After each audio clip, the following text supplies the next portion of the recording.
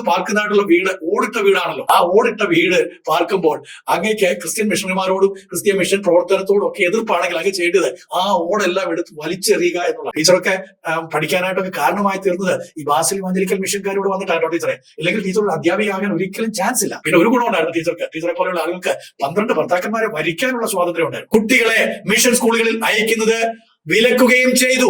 അന്നും നിങ്ങൾ വിദ്യാഭ്യാസത്തിനെതിരായിരുന്നു, ഇന്നും നിങ്ങൾ അതാണ് ചെയ്തുകൊണ്ടിരിക്കുന്ന ടീച്ചറെ. ടീച്ചർ ഇന്ന് ചേലയെടുത്ത് നടക്കുന്നുണ്ടെങ്കിൽ അതിന്റെ കാരണക്കാരി ബാസിൽ ഇവാഞ്ചലിക്കൽ മിഷൻകാരാണ്. അവരുണ്ടാക്കിയതായിട്ടുള്ള തുണി മില്ലുകൾ, അതിൽ നിന്ന് തയ്ച്ചെടുക്കുന്നതാണ് ടീച്ചർ ഇന്ന് മറിച്ചുകൊണ്ട് നടക്കുന്നത്. അന്നൊന്നും നിങ്ങൾക്ക് അതിനുള്ള അവകാശവുമില്ലായിരുന്നു, നിങ്ങൾക്ക് സാധ്യവുമല്ലായിരുന്നു, അതിനുള്ള വകുപ്പ് നിങ്ങൾക്കില്ലായിരുന്നു. ഏവർക്കും സ്നേഹവന്ദനം. ഹിന്ദു ഐക്യവേദിയുടെ സംസ്ഥാന നേതാവായിരിക്കുന്ന പ്രിയപ്പെട്ട ശശികല ടീച്ചർ ഈ അടുത്ത സമയത്ത് ഒരുപാട് പ്രസ്താവനകൾ ക്രൈസ്തവ സമൂഹത്തിനെതിരെ നടത്തുകയുണ്ടായി. അതൊക്കെ ഞങ്ങൾക്ക് വളരെ ഒരു ആവേശം നൽകി തരുന്നതാണ്. കാരണം ഞങ്ങളെ എതിർക്കുമ്പോൾ, ഞങ്ങൾക്കെതിരെ സംസാരിക്കുമ്പോൾ സ്വർഗത്തിൽ ഞങ്ങളുടെ പ്രതിഫലം വലുതാകുന്നു എന്നുള്ളതാണ് അതിനൊക്കെ കാരണം ഞങ്ങൾ തിന്മ ചെയ്തിട്ടല്ല, നന്മ ചെയ്തിട്ടാണല്ലോ വിമർശനങ്ങളും ഇതേപോലെയുള്ള ശകാരങ്ങളും ഇതുപോലുള്ള ഉപദ്രവങ്ങളും ഏൽക്കേണ്ടത് എന്ന് വരുമ്പോൾ സ്വർഗീയ കർത്താവ് അവ ഏറ്റെടുത്തുകൊള്ളും. അതുകൊണ്ട് ഞങ്ങൾക്ക് ടീച്ചറോട് ഒരു വൈരാഗ്യവുമില്ല. ടീച്ചറോട് മാത്രമല്ല, TG മോഹൻ സാറിനോടോ RB ബാബു സാറിനോടോ മറ്റ് വിശ്വ ഹിന്ദു പരിഷത്തിന്റെ നേതാക്കന്മാരോടോ ബജരംഗദൾ പ്രവർത്തകരോടോ ഒന്നും ഞങ്ങൾക്ക് ഒരിക്കലും വിരോധമില്ല.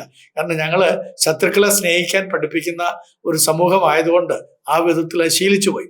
എന്നാൽ ടീച്ചറോട് എനിക്ക് ചില കാര്യങ്ങൾ പറയാനാണ്. നമ്മള് അയൽ ജില്ലക്കാരാണ്. ടീച്ചർ പാലക്കാട് ജില്ലയിലെ വല്ലപ്പുഴ എന്ന് പറയുന്ന സ്ഥലത്ത് ഒരു അധ്യാപികയായിരുന്നല്ലോ. 36 വർഷത്തോളം അങ്ങ് ചരിത്രം പഠിപ്പിച്ച ഒരു വ്യക്തിയാണ്.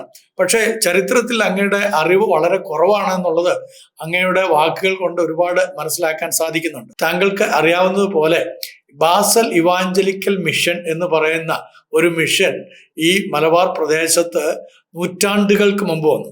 അങ്ങയുടെയൊക്കെ പ്രിയപ്പെട്ടവർ ഹിന്ദുക്കളാകുന്നതിന് നൂറ്റാണ്ടുകൾക്ക് മുമ്പ് അവർ ഈ പ്രദേശത്ത് വന്ന് ഒരുപാട് നല്ല പ്രവർത്തികൾ ചെയ്തു. ആ നല്ല പ്രവർത്തികളുടെ ഗുണഭോക്താവും കൂടെയാണ് അങ്ങ്. 2 കാര്യം പ്രധാനമായിട്ട് എടുത്ത് പറയാം. ഒന്ന്, അങ്ങ് പാർക്കുന്നതായിട്ടുള്ള വീട് ഓടിട്ട വീടാണല്ലോ, മോൾത്തട്ട് ഓടിട്ട വീടാണല്ലോ. ആ ഓടിട്ട വീട് പാർക്കുമ്പോൾ അങ്ങേക്ക് ക്രിസ്ത്യൻ മിഷണറിമാരോടും ക്രിസ്ത്യൻ മിഷൻ പ്രവർത്തനത്തോടും ഒക്കെ എതിർപ്പാണെങ്കിൽ അങ്ങ് ചെയ്യേണ്ടത് ആ ഓടെല്ലാം എടുത്ത് വലിച്ചെറിയുക എന്നുള്ളതാണ്.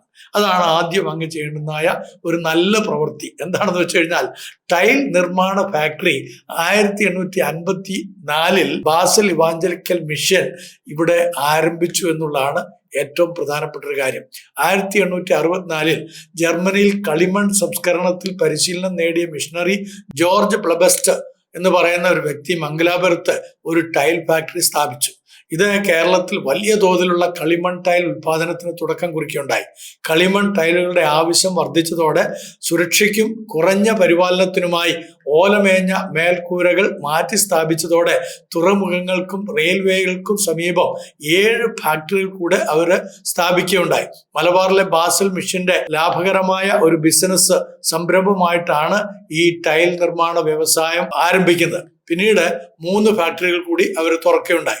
ഗുണനിലവാരമുള്ള കളിമണ്ണ്, ജലവിതരണം, ഗതാഗത ലിങ്കുകൾ എന്നിവയ്ക്കായിട്ട് ഫറൂഖില് ഒരു ഫാക്ടറി സ്ഥാപിച്ചായിട്ട് ടീച്ചറെ വായിച്ച് പഠിക്കുന്നത് നന്നായിരിക്കും. ഇതൊക്കെ ആരംഭിച്ചത് ബാസൽ ഇവാഞ്ചലിക്കൽ മിഷൻ ആകട്ടോ. ഇവാഞ്ചലിക്കൽ അച്ഛനാണ് ഞാൻ.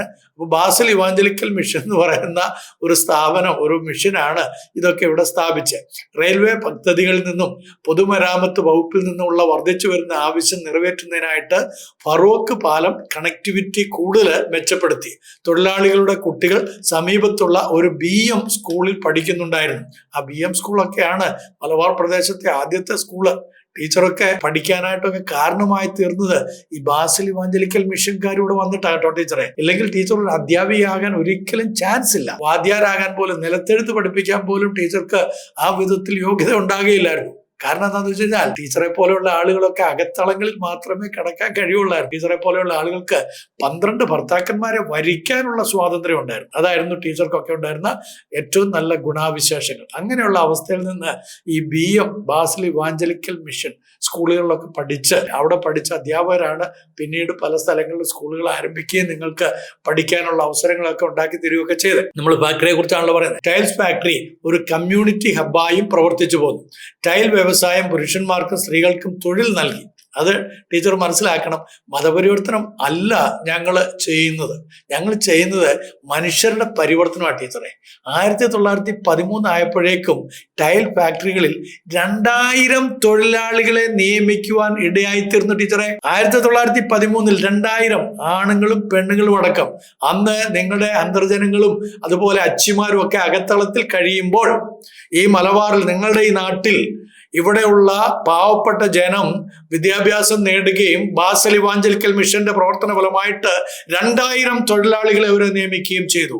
അവരെന്താ ചെയ്യുന്നറിയാമോ? ഉപ്പ് ഗ്ലേഡ്സ് പൈപ്പുകള്, അലങ്കാര മൺപാത്രങ്ങള്, പ്രതിദിനം ഏകദേശം 60,000 ടൈലുകൾ, അതിനകത്ത് റൂഫിംഗ് ടൈലുകള്, ഫ്ലോറിംഗ് ടൈലുകള്, അതുപോലെ തന്നെ ഹവർഡികൾ എന്ന് വിളിക്കപ്പെടുന്ന സീലിംഗ് ടൈലുകള്, വെന്റിലേറ്റർ ടൈലുകൾ എന്നിവ ഉൾപ്പെടെ 60,000 ടൈൽ പെർ ഡേ ഉണ്ടാക്കാനായിട്ട് അവർക്ക് സാധിച്ചു. അവരുടെ ഉൽപാദനം 60,000 ആയിരുന്നു പെർ ഡേ. മനസ്സിലായില്ലേ? അത് ഇവിടെ കൊണ്ടുവന്നത് ബാസൽ ഇവാഞ്ചലിക്കൽ മിഷൻകാരാ ടീച്ചറെ.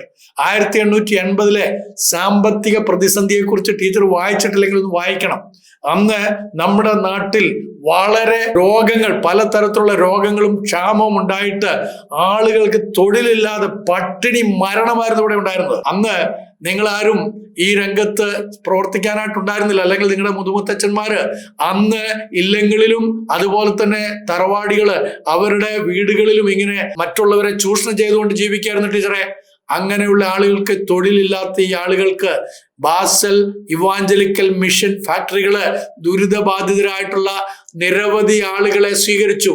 20-ാം നൂറ്റാണ്ടിന്റെ തുടക്കത്തിൽ, അതായത് 1900-ന്റെ ആരംഭത്തിൽ ക്രിസ്ത്യാനികൾക്കും അക്രൈസ്തവർക്കും ഒരുപോലെ തൊഴിൽ നൽകിയിരുന്ന മലബാറിലെ ഏറ്റവും വലിയ വ്യാവസായിക സംരംഭമായിരുന്നു ബാസൽ ഇവാഞ്ചലിക്കൽ മിഷൻ. ടീച്ചർ മനസ്സിലാക്കണം, ബാസൽ ഇവാഞ്ചലിക്കൽ മിഷനാണ് അന്ന് ഇവിടെ ഏറ്റവും അധികം തൊഴിൽ നൽകിയതുള്ളൂ. ജനങ്ങളുടെ പട്ടിണി മാറ്റുവാൻ, അവരുടെ രോഗം മാറ്റുവാൻ, മരുന്നും ചികിത്സ, അതൊക്കെ പിന്നീട് ഞാൻ പറയാം. അപ്പൊ ഇങ്ങനെ നിരവധി സംരംഭങ്ങൾ ആരംഭിച്ചത്, അല്ലെങ്കിൽ ഇൻഡസ്ട്രിയൽ വിപ്ലവങ്ങൾ, അതിനെക്കുറിച്ച് ഒരു പുസ്തകം തന്നെ പ്രൊഫസർ എഴുതിയിട്ടുണ്ട്. ഞാൻ ആ പ്രൊഫസറുടെ പുസ്തകങ്ങൾ പിന്നീട് നിങ്ങൾക്ക് ഉദ്ധരിച്ചു തരുന്നതായിരിക്കും. അപ്പൊ നിങ്ങൾ ഓർക്കണം ടീച്ചറെ പോലെയുള്ള ആളുകൾ, VHPയുടെ നേതാക്കന്മാര്, നിങ്ങൾ ഓർക്കണം, നിങ്ങള് ഈ ബാസൽ ഇവാഞ്ചലിക്കൽ മിഷൻ ഈ വിധത്തിലുള്ള പ്രവർത്തനങ്ങൾ ചെയ്തുകൊണ്ടിരിക്കുമ്പോൾ തന്നെ അവരെ നിങ്ങൾ പ്രതിപക്ഷം ആക്കി നിർത്തി.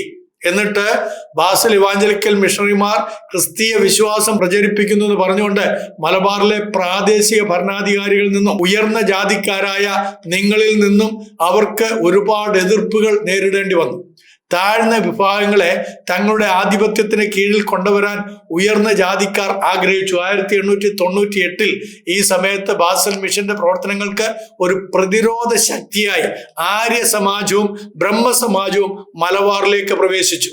മറ്റ് മതങ്ങളിലേക്ക് പരിവർത്തനം ചെയ്യപ്പെട്ട ഹിന്ദുക്കളെ തിരികെ കൊണ്ടുവരുന്നതിനായി ആര്യ സമാജം ശുദ്ധി പ്രസ്ഥാനം ആരംഭിച്ചു.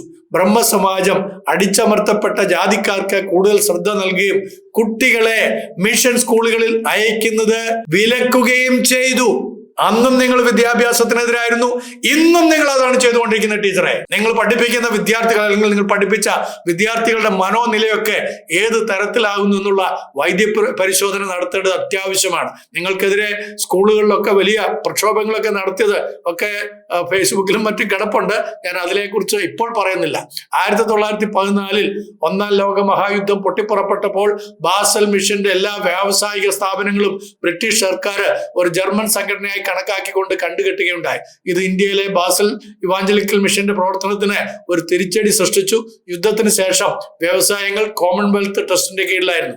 1919 ബാസൽ മിഷൻ പള്ളി സൗത്ത് ഇന്ത്യ യുണൈറ്റഡ് ചർച്ചുമായി അഫിലിയേറ്റ് ചെയ്യുകയും പിന്നീട് 1948 ചർച്ച് ഓഫ് സൗത്ത് ഇന്ത്യയിൽ CSIയിൽ ചേരുകയും ചെയ്തു. അപ്പോൾ ബാസൽ ഇവാഞ്ചലിക്കൽ മിഷന്റെ സംഭാവനകൾ മലബാർ സമൂഹത്തിന്റെ വിദ്യാഭ്യാസപരവും സാമൂഹിക സാമ്പത്തികമായ മേഖലകളിലും വളരെയധികം മാറ്റങ്ങൾ വരുത്തി എന്നതിൽ യാതൊരു സംശയവുമില്ല.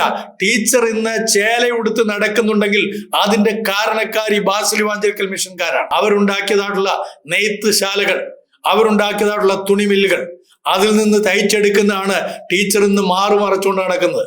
അന്നൊന്നും നിങ്ങൾക്ക് അതിനുള്ള അവകാശവുമില്ലായിരുന്നു, നിങ്ങൾക്ക് സാധ്യവുമല്ലായിരുന്നു. അതിനുള്ള വകുപ്പ് നിങ്ങൾക്കില്ലായിരുന്നു. നിങ്ങൾ ഈ വിധത്തിൽ അനുഗ്രഹിക്കപ്പെട്ടിട്ടുണ്ടെങ്കിൽ മിഷൻ സ്കൂളുകളിൽ ചേർന്ന തീയരിലും മറ്റ് താഴ്ന്ന ജാതിയിലും പെട്ട നിരവധി ആൺകുട്ടികളും പെൺകുട്ടികളും പുതിയ കഴിവുകൾ നേടുകയും ഉദ്യോഗസ്ഥ മേഖലകളിൽ ജോലി നേടുകയും ചെയ്തു. ഇത് അവരുടെ സാമൂഹികവും സാമ്പത്തികവുമായ സ്ഥാനങ്ങൾ മെച്ചപ്പെടുത്തുന്നതിനും ആത്മാഭിമാന ബോധം ഉണർത്തുന്നതിനും കാരണമായി.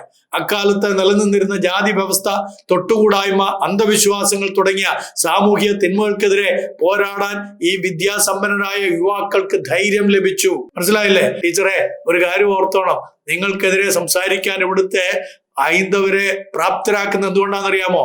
അന്ന് ബാസൽ ഇവാഞ്ചലിക്കൽ മിഷൻകാരെ പോലെയുള്ള മിഷൻ പ്രസ്ഥാനങ്ങൾ ഇവിടെ വന്ന് വിദ്യാഭ്യാസം നൽകിയത് കൊണ്ടാണ്. ഇവിടെ സ്ഥാപിതമായ വ്യവസായങ്ങൾ വിവിധ താഴ്ന്ന ജാതിക്കാരെ സാമൂഹിക ചലനാത്മകതയുടെ ഒരു പ്രക്രിയ കൈവരിക്കുന്നതിനും അവരുടെ ജാതി അടിസ്ഥാനമാക്കിയുള്ള തൊഴിലുകൾക്ക് പുറത്ത് ഒരു നിലനിൽപ്പ് നേടുന്നതിനും സ്വന്തം ശീലങ്ങളെ വളരെ വ്യത്യസ്തമായ രീതിയിൽ കാണാൻ കഴിയുന്ന ജാതിരഹിത മതപരിവർത്തനം ചെയ്തവരുടെ ഒരു സമൂഹത്തെ ബാസൽ ഇവാഞ്ചലിക്കൽ മിഷണറിമാർ സൃഷ്ടിച്ചു എന്നുള്ളത് കൊണ്ടാണ്. വ്യവസായം വികസിപ്പിച്ചുകൊണ്ട് അവർക്ക് തൊഴിലവസരങ്ങൾ വാഗ്ദാനം ചെയ്തു. വടക്കൻ കേരളത്തിലെ ജനങ്ങളെ ആധുനികവൽക്കരിക്കുന്നതിന് സംഭാവന നൽകി.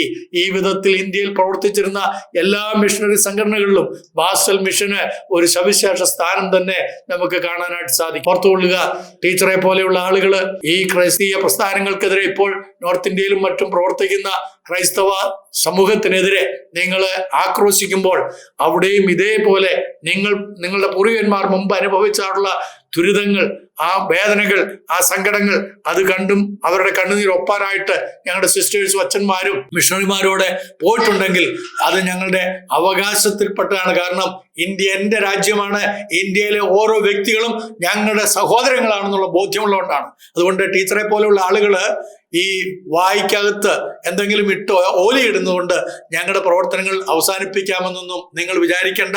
നന്ദി, നമസ്കാരം.